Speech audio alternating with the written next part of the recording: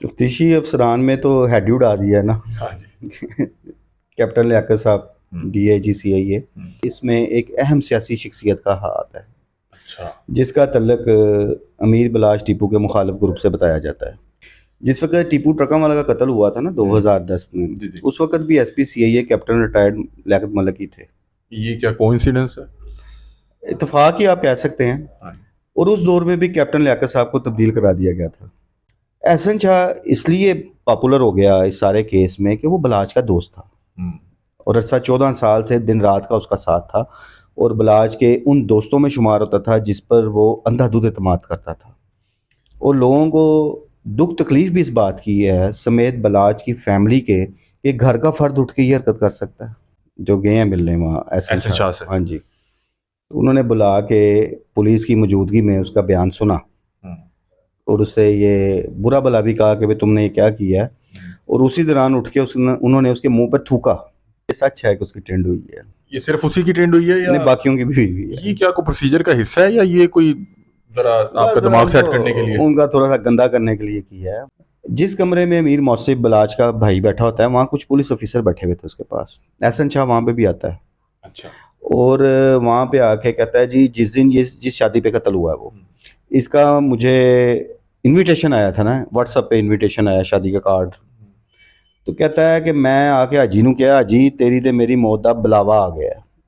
ये मैं आपको as it is Ehsan Shah के वर्ड्स बता रहा हूँ। ये वहां पे हाँ, यानी कि कत्ल के अगले दिन। बलाज को आपको पता है कि वो कहता होता था हाजी। तो कहता मैं हाजी नू किया हाजी तेरी ते मेरी मौत दा बुलावा आ गया। वहाँ एक बड़े सीनियर पुलिस ऑफिसर बैठे हुए थे और वो इन्वेस्टिगेटिंग मामलात में बड़ा एक उनका नाम भी है, मैं नाम अभी नहीं लूँगा। उनका माथा वहाँ पे ही ठिंक गया कि ये कोई बात जो कर रहा है इसमें कोई है। उन्होंने एक और पुलिस ऑफिसर से कहा इसको चेक करो। मौके पे भी इसे काफ़ी तशद्दुद का निशाना बनाया गया। पुलिस इसे मारते हुए ले गई थी। लेकिन कम से कम 2 से 3 घंटे की तफ्तीश के बाद, पुलिस की रवायती तफ्तीश के बाद, अच्छा, इसने करार किया सारी चीज़ों को। और पहले ये पुलिस की रवायती तफ्तीश के बाद, हाँ जी, मतलब कि 3 घंटे इसको तोड़ने में इतना मजबूत था कि ये उन इल्ज़ामात को नहीं मान रहा था। कुछ 2 से 3 घंटे की तफ्तीश के बाद और उस तफ्तीश के दौरान 1-2 अफसर थक भी गए थे कि उन्होंने हाथ खड़े कर दिए थे कि इसमें नहीं निकलना। बिस्मिल्लाहिर्रहमानिर्रहीम। अस्सलाम वालेकुम नाज़रीन, तमाम देखने वाले अहबाब को खुशामदीद कहता हूँ। नाज़रीन, अमीर बलाज केस आपने देखा होगा कि सोशल मीडिया पे बहुत ज़्यादा हाइप क्रिएट कर गया और बहुत से लोग जो हैं इसको लेके बड़ा तजस्सुस का शिकार हैं कि इस पर क्या लेटेस्ट अपडेट हैं। इस वक्त हमारे साथ मौजूद हैं खुर्रम पाशा साहब। इनको तकरीबन 30 साल होने वाले हैं इस क्राइम रिपोर्टिंग में और बड़े बेहतरीन जो है इन्वेस्टिगेटिव जर्नलिस्ट भी हैं। इनसे जानते हैं कि क्या हकाइक हैं, क्या मामला हैं जो अभी तक तफ्तीश का अमल है, कहाँ तक पहुँचा है। बताया जा रहा है कि कुछ अफसरान की तब्दीली की गई है, ये तब्दीली किसने करवाई, क्या मामला है। और इनसे ये भी जानते हैं कि जो एहसन शाह को लेकर बहुत सी खबरें जो गर्दिश कर रही हैं, उसकी जो एक तस्वीर वायरल है उसमें कितनी की सदाकत है। मुझे कहीं ना कहीं से पता लगा कि ये भी कहीं ना कहीं से होके आए हैं। इनसे बातचीत करते हैं। अस्सलाम वालेकुम। जी वालेकुम सलाम। कैसे हैं आप? खैरियत से? खुर्रम भाई, सबसे पहले बताएं क्या अपडेट्स हैं, क्या मामला हैं, और ये जो तफ्तीशी अफसरान की कुछ जो है तब्दीली हुई है, इसके पीछे किसका हाथ है? तफ्तीशी अफसरान में तो हेड उड़ा दिया ना। हाँ जी। कैप्टन लियाकत साहब, DIG CIA। और इसमें एक चीज़ आपको मैं बताऊं कि अब मैं कोट करूंगा आपके इंटरव्यू में फर्स्ट टाइम में। जी जी। जिस वक्त टीपू ट्रका वाला का कत्ल हुआ था ना 2010 में, जी जी। उस वक्त भी SP CIA captain retired Liaquat Malik ही थे। ये क्या कोइंसिडेंस है? इत्तेफाक ही आप कह सकते हैं। और उस दौर में भी कैप्टन लियाकत साहब को तब्दील करा दिया गया था। अच्छा। और अब भी यही अफवाहें चल रही हैं कि अब वो DIG CIA थे और असल काम इस पर गो के इसमें SP सदर डिवीजन इन्वेस्टिगेशन थे डॉक्टर मुस्तनसर अता बाजवा। अब उनको भी चेंज कर दिया गया और सुनने में आ रहा है कि एक SP हैं शहजाद रफ़ीक अमान, उनको इस पैनल में लाया गया है। लेकिन जो मेन इस सारे केस को हेड कर रहे थे और जो टीम काम कर रही थी CIA की, वो कैप्टन लियाकत मलिक साहब की निगरानी में कर रही थी। क्या ठीक काम नहीं कर रही थी इसलिए चेंज किया है, या मतलब ठीक काम कर रही थी इसलिए चेंज किया? देखें, इसमें कंफर्मेशन तो भी नहीं है, लेकिन जो बातें आ रही हैं मार्केट में कि इसमें एक अहम सियासी शख्सियत का हाथ है। अच्छा। जिसका तल्लक अमीर बलाश टीपू के मुखालिफ ग्रुप से बताया जाता है। अच्छा। उस शख्सियत के कहने पे कैप्टन रिटायर्ड लियाकत मलिक का तबादला किया गया। ताकि तफ्तीश पर असरअंदाज हुआ जा सके। बाकी तफ्तीश तो तकरीबन फाइनल स्टेज पर पहुंची हुई है, हर चीज़ क्लियर हो गई हुई है और सारे मामला जो हैं सामने आ चुके हुए हैं कि कहाँ से ये कड़ियाँ चली, कहाँ तक पहुंची, कैसे चली। एक पूरी सिर्फ जो इस वक्त जो थोड़ा सा डिले मामला हैं उसमें है कि चूँकि मरकज़ी मुलज़म वो तो काबू नहीं आ सके और काबू आने का भी इम्कान भी नहीं है, इसलिए ये थोड़ा सा लेंथी प्रोसीजर हो गया। और दूसरा ये कि सिर्फ अब इन पहलुओं पे देखा जा रहा है कि कौन कौन लोग इसमें इन्वॉल्व थे। जिन जिन के नाम आ रहे हैं बेशतर तो पकड़ लिए हुए हैं, इस वक्त पुलिस की कस्टडी में है वो, लेकिन ज़ाहिर उनकी गिरफ्तारी अभी ज़ाहिर नहीं की जा रही। मैं भी अगर बात करूँगा तो अपने ज़राए की रिपोर्ट के मुताबिक करूँगा और ऑथेंटिक ज़राए की रिपोर्ट के हवाले से बात करूँगा, तो उनमें हर किसी ने अपना अपना किरदार जो है वो बयान कर दिया हुआ है। अच्छा, मुझे ये बताएं कि जो एहसन शाह है, इसकी एक तस्वीर बहुत ज़्यादा वायरल है जिसमें उसकी वो ट्रेंड हुई भी है। मुझे किसी ने बताया कि आप भी कहीं से होके आए हैं, कोई क्या तस्दीक को करें कि ये तस्वीर ओरिजिनल है, किस हालात में जो मुल्ज़मान हैं? नहीं, मैं हो गया कहीं से नहीं आया भाई, मैं तो आजकल घर से नहीं निकलता। अच्छा। तो क्या खबरें क्या है, कोई कबूतर या कोई चिड़िया को आपको क्या पता? नहीं नहीं, मैं उस लेवल का साफ़ी नहीं हूँ कि मेरे पास कबूतर हो या ना चिड़िया हो। करें, या आप जो है ना आपने भी बड़ा नाम कमाया इसमें। लेकिन जो बात है वो ये सच है कि उसकी ट्रेंड हुई है, ये सिर्फ उसी की ट्रेंड हुई है या नहीं बाकियों की भी हुई है। ये क्या कोई प्रोसीजर का हिस्सा है या ये कोई जरा आपका दिमाग सेट करने के लिए? उनका थोड़ा सा गंदा करने के लिए किया है। बल्कि एक वाकया हुआ है अभी 2 दिन पहले भी कि कुछ लोग मिलने गए हैं, जो गए हैं मिलने वहाँ एहसन शाह से। हाँ जी, तो उन्होंने बुला के पुलिस की मौजूदगी में उसका बयान सुना और उससे ये बुरा भला भी कहा कि भाई तुमने ये क्या किया है, और उसी दौरान उठ के उन्होंने उसके मुंह पर थूका। मेरी बात है, एक हरकत तो अच्छी ये नहीं लगी। अथेंटिक रिपोर्ट आपको बता अच्छा, रहा ये हूँ। वाकई ऑथेंटिक रिपोर्ट है कि दो सवाब जो मिलने गए। हाँ, कि उन्होंने कि तूने किया क्या भाई। अब एहसन शाह एक चीज़ बताऊँ, अभी ये चीज़ें भी चल रही हैं जी, पता नहीं केस से तवज्जो हटाने के लिए एहसन शाह को हाँ, पेश ये मैं किया आपसे गया है। पूछना चाह रहा था। ये बात नहीं है। एहसन शाह इसलिए हाईलाइट हो गया है कि इस केस में और लोग भी तो इन्वॉल्व हैं, शूटर भी इन्वॉल्व हैं, जिसने मारा उसके बैक एंड पे भी लोग थे जिनके भी मौके पे मार ठीक दिया है, गया। जिनका टारगेट था कि ये मारेगा तो उसको भी मार देना है। ये तो एक प्लान का हिस्सा था। एहसन शाह इसलिए पॉपुलर हो गया इस सारे केस में कि वो बलाज का दोस्त था और अर्सा 14 साल से दिन रात का उसका साथ था और बलाज के उन दोस्तों में शुमार होता था जिस पर वो अंधाधुंध एतमाद करता था। और लोगों को दुख तकलीफ भी इस बात की है समेत बलाज की फैमिली के कि घर का फर्द उठ के ये हरकत कर सकता है। और दूसरा, वो इस पूरे वाक़े के बाद इंटरव्यूज भी दे रहा था, बड़ा इमोशनल हो के वायरल भी था। वो यार आप इंटरव्यूज देखो उसके, उसको आपको उसकी बॉडी लैंग्वेज से अंदाज़ा हो जाएगा, उसके फेस एक्सप्रेशन से अंदाज़ा हो जाएगा कि उसको कितना को दुख है। सब ड्रामाटाइज कर रहा था, फायर मार के अपने पाँव पे, वो भी ड्रामाटाइज करने की कोशिश की लेकिन वो कामयाब ना हो सका। इतनी इखलाकी जरूरत होती है कि जब आप इतने बड़ी वारदात में मुलविस हों तो आप वापस आके उसी तरह से ड्रामा कंटिन्यू रखें और प्रॉपर एक स्क्रिप्ट के तरह, मतलब कि वहाँ पे उसी तरह से बिहेव करें, इंटरव्यूज दें। वो कर तो रहा था। ये क्या मतलब कि ये कैसे? एक और चीज़, समझ नहीं आती एक तो इंकिशाफ हो गया ना, इसमें इतराफी बयान, मतलब कि इसका हो गया हुआ है। एक और चीज़ मैं आपको बताता हूँ, जिस दिन बलाज के कत्ल के बाद अब बलाज के वो जो घर के इर्द गिर्द काफ़ी ज़्यादा तादाद में सादा कपड़ों में मलबूस पुलिस एहलकार ऑन ड्यूटी थे जो मुख्तलिफ के बाद एरिया में थे। हाँ, और वो हर आने जाने अमन की सूरत हाल बहाल रखने, एक तो अमन ओमान, दूसरा वो हर आने जाने वाले पर नज़र भी रख रहे थे। अच्छा, it's also part of investigation. जिस कमरे में अमीर मौसिफ बलाज का भाई बैठा होता है वहाँ कुछ पुलिस ऑफिसर बैठे हुए थे उसके पास। एहसन शाह वहाँ पे भी आता है। अच्छा। और वहाँ पे आके कहता है जी जिस दिन ये जिस शादी पे कत्ल हुआ है वो, इसका मुझे इनविटेशन आया था ना, व्हाट्सएप पे इनविटेशन आया, शादी का कार्ड। तो कहता है कि मैं आके हाजी नू क्या, हाजी तेरी ते मेरी मौत दा बुलावा आ गया। ये मैं आपको as it is Ehsan Shah के वर्ड्स बता रहा हूँ। ये वहाँ पे यानी कि कत्ल के अगले दिन। बलाज को आपको पता है कि वो कहता होता था हाजी, कहना मैं हाजी नू क्या, हाजी तेरी ते मेरी मौत दा बुलावा आ गया। वहाँ एक बड़े सीनियर पुलिस ऑफिसर बैठे हुए थे और वो इन्वेस्टिगेटिंग मामलात में बड़ा एक उनका नाम भी है, मैं नाम अभी नहीं लूँगा। उनका माथा वहाँ पे ही ठिंक गया कि ये कोई बात जो कर रहा है इसमें कोई है। उन्होंने एक और पुलिस ऑफिसर से कहा इसको चेक करो। वो जो लफ्ज़ था ना मौत का बुलावा, वो कहते हैं मैंने वहाँ से इसको हुआ कि कोई बात है इसमें। मैंने से उस पुलिस ऑफिसर से कहा इसको चेक करो, और वो जिस पुलिस ऑफिसर से कहा वो इस वक्त इन्वेस्टिगेशन कर रहा है। उसी रात को फिर इसको उठा लिया। मीनवाइल इस दौरान क्या होता है कि वो मलक सुहेल नामी जो शख्स एक पकड़ा हुआ है वो भी इसका नाम ले लेता है। तो वो पुलिस की कड़ियाँ आपस में ये मिल गई कि इसकी इन्वॉल्वमेंट है, और जब इसको लेके भी गए हैं तो ये इतनी जल्दी नहीं माना। हाँ, मैं ये पूछना चाह रहा था कि क्या हुआ इसको जब उठाया, तो इसने क्या बयानिया अपनाया और किस तरह इसको बनाया गया? एक तो जो बताने वाले बताते हैं कि मौके पे भी इसे काफ़ी तशद्दुद का निशाना बनाया गया, पुलिस इसे मारते हुए ले गई थी।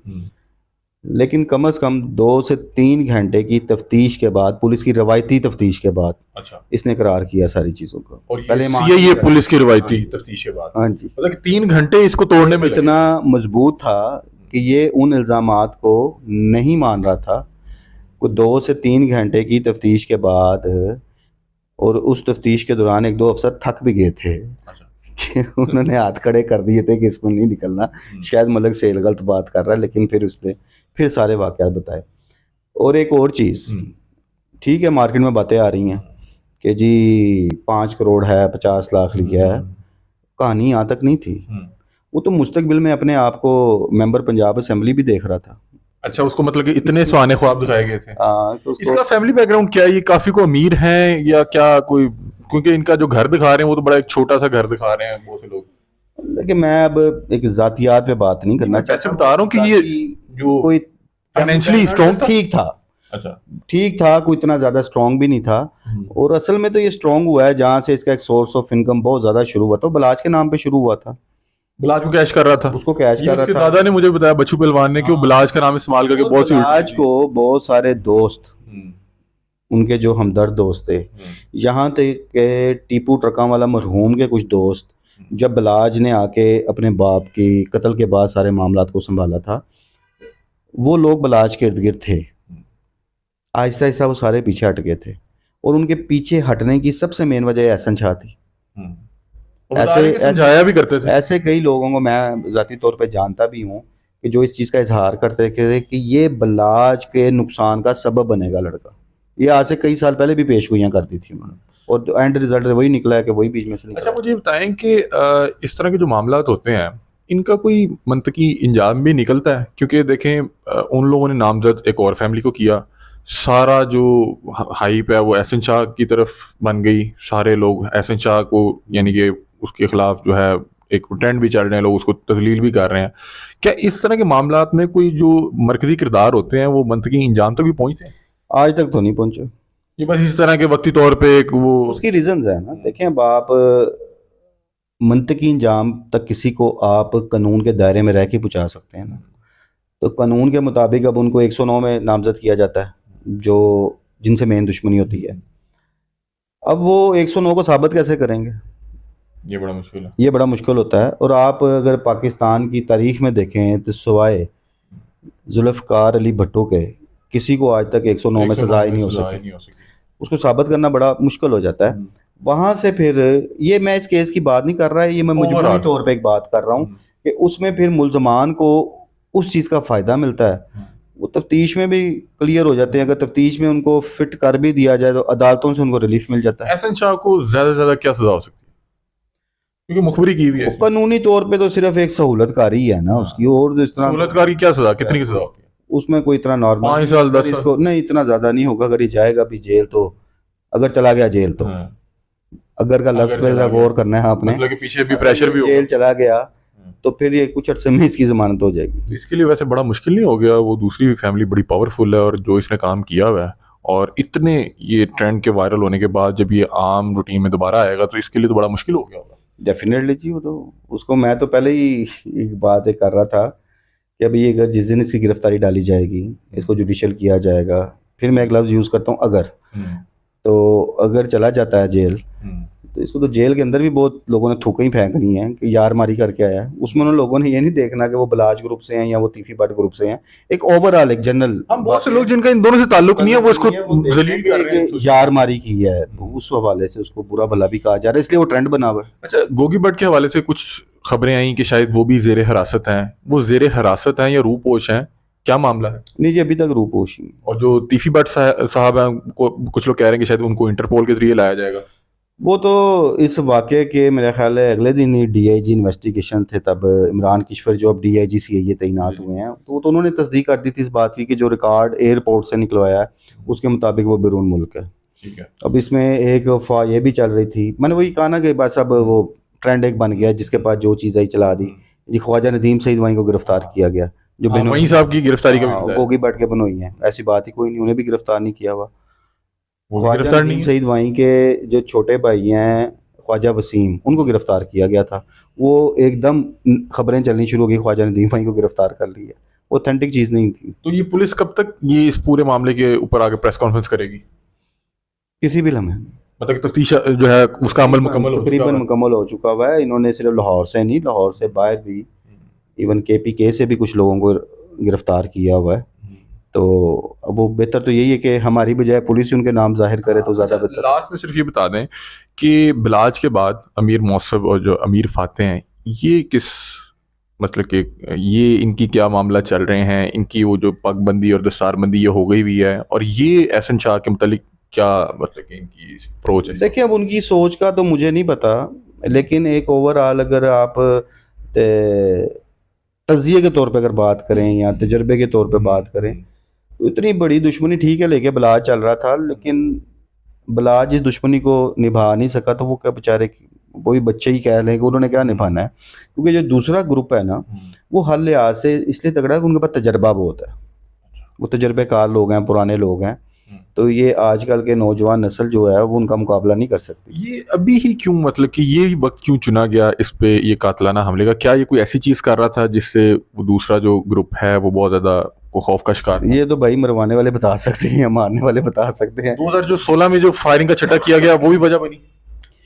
उस वजह से तो सुलह की कुछ कोशिशें जो थी वो रुक गई थी, अच्छा। तो कहीं वरना ना कहीं वरना सुलह तो करीब आई गई थी।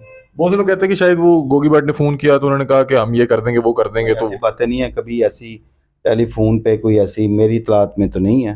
ये बहुत से लोग फिर वो एक ट्रेंड का फ़ायदा उठाते हुए जो है अपने फोन पे से ये कह दिया, वो कह दिया, ऐसी बात नहीं, इनकी बड़े अच्छे अंदाज में बातें होती रही। बलाज की और तिफी भट्ट की आपस में टेलीफोनिक जो कन्वर्सेशन थी, अदब अदाब की लहजे में होती थी, उसमें कोई बदतमीजी तो इसमें वाला। कोशिश नहीं की जा रही थी कि दोनों तरफ से कि ज़रा को किसी कोई मैंने आपसे कहा कि वो बहुत नज़दीक सुलह पहुंच गई हुई थी, अगर 2016 में ये फायरिंग वाला वाक़या ना होता तो शायद सुलह हो चुकी होती। ये कोई थर्ड पर्सन ही होते हैं जो मतलब कि सुलह होने नहीं देते? वो एहसन शाह टाइप होते हैं। ये आप ठीक कह रहे हैं, बहुत शुक्रिया। हमारे साथ खुर्रम पाशा साहब मौजूद थे। और नाज़रीन, ये वाक़ई ठीक कह रहे हैं कि जब दो दुश्मनदार घराने आपस में मद्देमुकाबल होते हैं तो बहुत से लोगों के वो उससे वो मामला जुड़े होते हैं, उनके बहुत से लोगों के इंटरेस्ट जुड़े होते हैं, तो वो ये कभी भी नहीं चाहते। इवन कि इसमें जो थर्ड पार्टी के तौर पे पुलिस भी होती है, वो ये कभी भी नहीं चाहते कि ये दो फैमिलीज जो हैं इनकी दुश्मनी खत्म हो जाए, क्योंकि वहाँ से जब भी कोई हल्की सी चपलिश होती है तो बहुत से पैसे और इस तरह की चीज़ें रिवार्ड के तौर पर आनी होती हैं। तो बहुत से जो ऐसे किरदार होते हैं वो इस तरह की दुश्मनियां खत्म नहीं होने देते, क्योंकि उन्हें पता होता है कि उनका रोजगार और दुकानदारी लगी हुई है। खुर्रम पाशा साहब हमारे साथ मौजूद थे, जो अभी तक की अपडेट्स हैं, जो मामला है, हकाइक हैं, वो हमें उससे आगाह कर रहे थे। अपनी राय से आप भी हमें कमेंट सेक्शन में जरूर आगाह कीजिएगा। तब तक के लिए अपने मेजबान अली अहमद को दीजिए इजाजत। अल्लाह हाफिज़।